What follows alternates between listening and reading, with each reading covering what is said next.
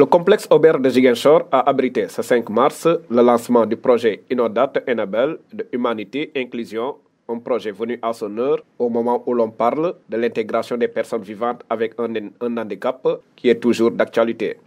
Voilà, nous sommes aujourd'hui au complexe Aubert de Ziguinchor pour le lancement du projet Innodate Handicap Enable, donc qui parle un peu de l'éducation inclusive.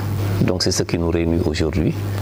Donc la rencontre a regroupé beaucoup d'acteurs, les inspecteurs de l'éducation, les directeurs d'école, les enseignants, les partenaires, notamment les responsables du partenaire HI. Il y a également les partenaires sociaux qui ont pris part à la rencontre. Voilà, les points essentiels sont relatifs à la prise en charge des enfants qui sont en situation de handicap que nous avons dans les écoles. Mais il y a surtout le fait que ces enfants-là, le plus souvent, on leur refuse l'accès à l'école, c'est-à-dire l'accès à une éducation. Alors que c'est un droit qui est consacré même par la Constitution du Sénégal, le droit à l'éducation. Une éducation gratuite, une éducation de qualité. Malheureusement, en raison de plusieurs arguments avancés souvent par les enseignants et certains acteurs, parmi lesquels le manque de formation à la prise en charge de ces enfants-là, alors on rejette ces enfants, on leur refuse l'accès au niveau de certains établissements.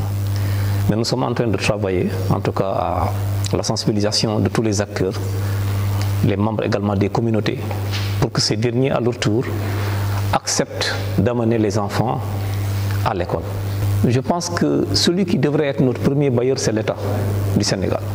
Aujourd'hui, HI est en train de nous accompagner.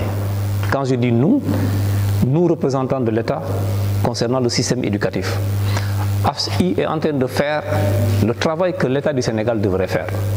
Parce que la prise en charge de tous les enfants du Sénégal est du ressort de l'État du Sénégal. Donc, tout ce qui nous viendra du partenaire, notamment HI, sera en tout cas un plus pour nous.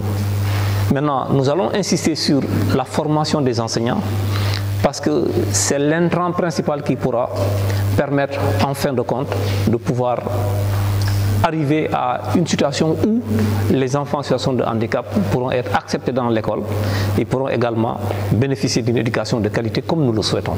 Et pour mieux accompagner les personnes vivantes avec un handicap, ce projet va former aussi les enseignants. Alors, ce lancement de projet est motivé par un constat concernant en tout cas la collecte des données concernant les enfants en situation de handicap au niveau des établissements publics. Ce projet donc vise à promouvoir l'outil de Washington Group, le CFM TV, qu'on appelle encore le Child Functional Situation. Donc, c'est un outil de collecte de données donc, sur lequel les IA et les IF seront formés, mais aussi les enseignants des établissements qui sont ciblés au niveau de la région de Ziguinchor, qui sont au nombre de 5. Donc ils vont bénéficier de cette formation-là pour pouvoir donc collecter des données fiables et justes sur les enfants en situation de handicap qui sont enrôlés au niveau de leurs établissements, mais aussi pour autre objectif de pouvoir donc renforcer les capacités des enseignants, pouvoir donc les doter d'outils et de moyens pouvant leur permettre d'accompagner ces enfants et ces jeunes à besoins spéciaux.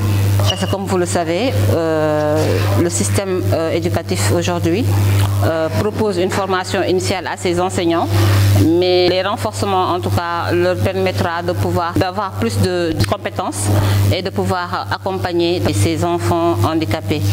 Identifier d'abord leurs limitations fonctionnelles, les difficultés auxquelles ils sont confrontés, mais aussi apporter des mesures de remédiation en termes d'accompagnement, de mise à disposition donc de matériel pédagogique adapté, mais aussi de pouvoir aussi proposer des remédiations face aux difficultés auxquelles sont confrontés ces enfants.